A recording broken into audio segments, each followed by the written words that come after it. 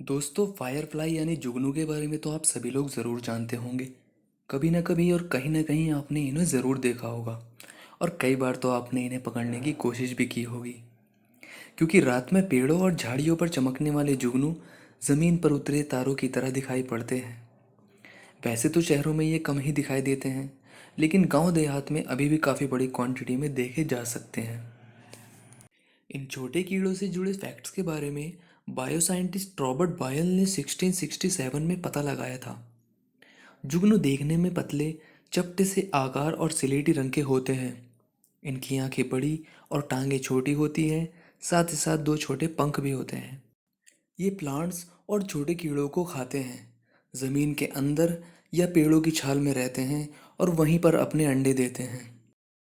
दोस्तों, बाकी लोगों की तरह आप भी सोचते होंगे कि जुगनू आखिर कैसे और क्यों चमकते हैं।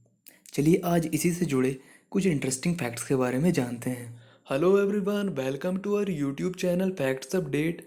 गाइस, सभी तरह के फैक्ट्स से रिलेटेड वीडियोस पाने के लिए हमारी वीडियो को लाइक कीजिएगा, चैनल को सब्सक्राइब कीजिएगा और बेल आइकन को प्रेस कीजिएगा। दोस्तों, शुरू में तो यही माना जाता था कि ये जीव फास्फोरस की वजह से चमकते हैं। लेकिन आगे चलकर इस मामले में हुई रिसर्चेस में कुछ और नई बातें पता चली। 1794 में इटली के साइंटिस्ट स्पेलेन जॉनी ने यह साबित किया कि जीवों में लाइट उनके बॉडी में होने वाली केमिकल रिएक्शंस का नतीजा होती है। और ये केमिकल रिएक्शन मुख्य रूप से डाइजेशन रिलेटेड होती हैं। इन केमिकल रिएक्शंस की वजह से ल्यूसीफेरस और ल्यूसीफेरन नाम के प्रोटीन का प्रोडक्शन होता है। लेकिन रोशनी तभी पैदा होती है जब ये दोनों सब्सटेंस ऑक्सीजन के कांटेक्ट में आते हैं। इन रिएक्शंस से पैदा होने वाली रोशनी गर्म नहीं होती। इसे ठंडी रोशनी भी कहते हैं।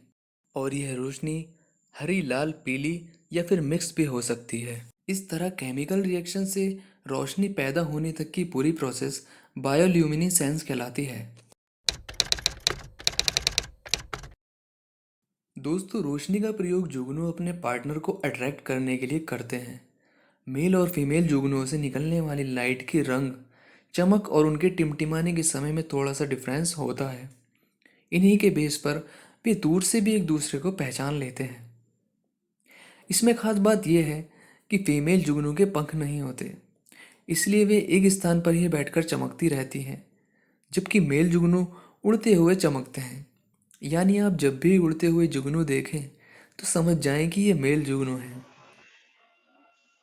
जुगनू लगातार नहीं चमकते, बल्कि एक डेफिनेट टाइम इंटरवल में चमकते और बंद होते हैं। इसके अलावा उनके बॉडी की ये लाइट खुद को दुश्मन से बचाने के अलावा भोजन खोजने में भी मदद करती है। दोस्तों, हमारे एनवायरनमेंट में जुगनू के अलावा और भी ऐसे जीव हैं जिनमें रोशनी जनरेट करने की क्वालिटी होती है। लेकिन जुगनू हमारे एनवायरनमेंट में आसानी से पाए जाते हैं, इसलिए जुगनू रोशनी पैदा करने वाले जीवों में सबसे ज़्यादा फेमस हैं। बहुत ज़्यादा रोशनी पैदा करने वाले जुगनू मोस्टली वेस्ट इंडीज़ और साउथ अफ्रीका में पाए जाते हैं। साउथ अफ्रीकी जंगलों में तो जुगनू की ऐसी प्रजातियां भी हैं जो लगभग 300 ग्राम तक भारी होते हैं और ये तकरीबन 10 फुट के गोल एरिया को रोशन कर सकते हैं। पुराने समय में तो लोग इनका यूज़ लैम्प की तरह किया करते थे। वे लोग छोटे छोटे छेद वाले मिट्टी या धातु के बर्तनों में खूब सारे जुगनू बंद करके उनकी रोशनी का यूज़ अपने घरों में काम करने या रास्ता देखने के लिए टॉर्च की तरह करते थे।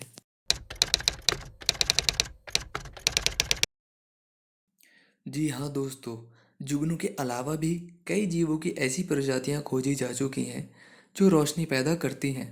इनमें बैक्टीरिया, मछलियाँ और शैवाल आदि की कुछ प्रजातियां शामिल हैं।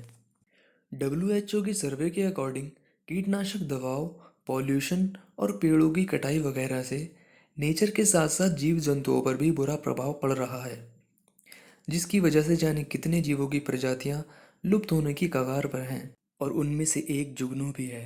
दोस्तों, हमें एनवायरनमेंट और इस तरह के सैकड़ों जीवों को बचाने के लिए नेचर के प्रति अपनी जिम्मेदारी को समझना होगा। और इसके लिए नेशनल और इंटरनेशनल लेवल पर ठोस कदम उठाए जाएं, तभी यह पॉसिबल हो पाएगा। वरना हमारी आने वाली पीढ़ियां इन सब को बस तस्वीरों में ही देख पाएंगी। दोस्तों, आज के लिए बस इतना ही। हमें दीजिए इजाज़त। फिर मिलते हैं किसी नई वीडियो में किसी नए टॉपिक के साथ।